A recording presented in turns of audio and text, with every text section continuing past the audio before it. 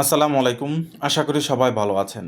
আগামী বেশ কয়েকদিন পরে অনুষ্ঠিত হবে জাতীয় নির্বাচন। এই নির্বাচনকে কেন্দ্র করে উৎসবমুখর পরিবেশের সৃষ্টি হয়েছে। কে জিতবে বা কে হারবে সেটা এখনও বোঝা যাচ্ছে না।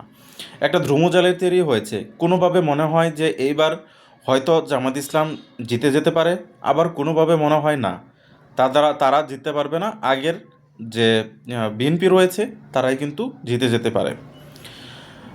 এই সময়ে যেহেতু আওয়ামী লীগ নির্বাচনের মাঠে উপস্থিত নেই, সেক্ষেত্রে আসলে খেলাটার মোড়টা অন্যদিকে যাচ্ছে। বিএনপির বুট তৈরি করা, আবার অপরপক্ষে জামাত ইসলামের বুট এখন পর্যন্ত তৈরি করা নয়।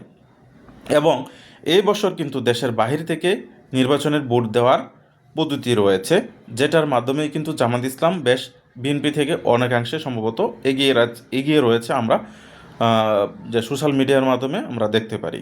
তারপরেও বলা যাচ্ছে না যে আগামী যে নির্বাচন হবে 12ই ফেব্রুয়ারিতে আসলে কে বা কোন দল জয়ের হাসি হাসবে। এখন পর্যন্ত ডুমুজালের ভিতর দিয়ে যাচ্ছে, এবং আগামী যে কয়েকটা দিন রয়েছে সেখানেও কিন্তু আরও বেশি ডুমুজালের সৃষ্টি হবে, এবং বোঝা যাচ্ছে না বা শেষ পর্যন্ত কে বা কোন দল জয়ী হবে।